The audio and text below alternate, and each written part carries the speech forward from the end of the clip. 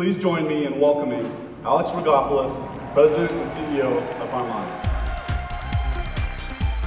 With Rock Band 2, our job at this point involves dealing with a lot of different people in a lot of different places. We meet with retailers, or we meet with a lot of recording artists in different countries.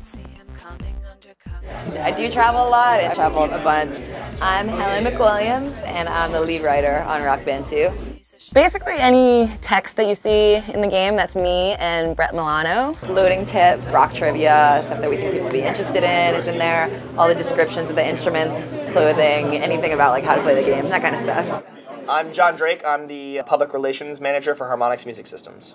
I do a lot of press tours with Helen, especially the foreign country tours. We've done that together a lot. Beyond that, I do a lot of press tours with Sean from the community team. One of the things that we do is demos of the game for bands or for press or for whatever. We're sort of the guys on the ground who help out, and basically we play a lot of Rock Band.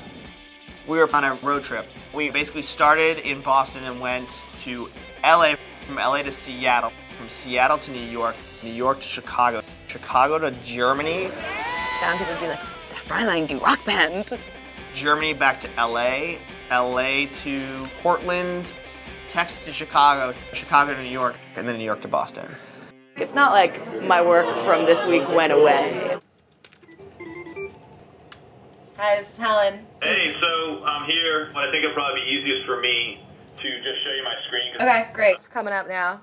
Got it. The whole WebEx thing that we have going on actually makes it a lot easier. And then, you know, if I need to share scripts with people back in Boston, it's really easy for me to share that stuff. So it actually makes it feel like I'm not really missing anything. So here's that quote that I sent you. You see that? Uh-huh. Wherever I am, I need to be able to take a call and get on my email and, you know, look up documents here at Harmonix. And it's been really helpful to have all that technology working for us. For Rock Band 2, we started with pretty much with E3, because that was when we announced the game for real. Look, we don't have like face recognition among like mainstream people, but where we do have that is in this little like microcosm of nerds, you know, who gather once a year. Oh, E3. E3 is when game companies show up with their games that are teetering on the edge of readiness to be public. And so many things can go wrong. It's like you've got 5 minutes to set up and basically sound check. And our sound checks are actually kind of complicated because we have to like calibrate the TV and the audio system. What kind of batteries do they need? The peripherals have to have batteries, that would help. You know, we got to get the game set up to the right place and stop the game and get everything like set and then go and hope everything goes, and you know, everything that's going to go wrong goes wrong, you know.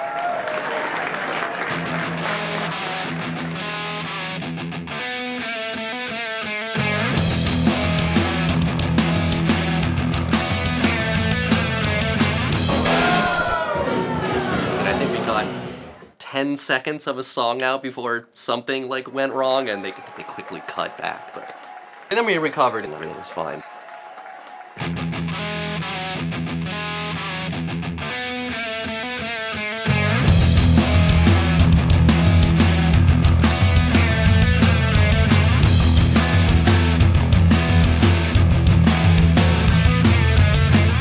Rock Band 2, it's just fantastic. I've been probably on here for a total of 2 hours.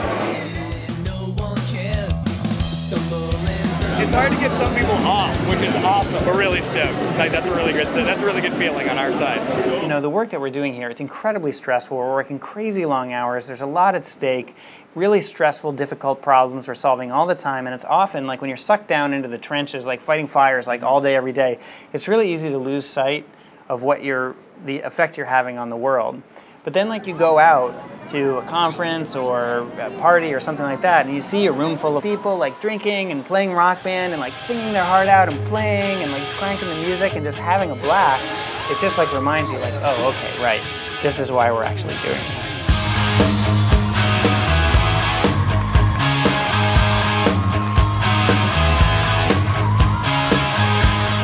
At the House of Blues in LA, so we were playing a kickoff for our fall Rock Band tour.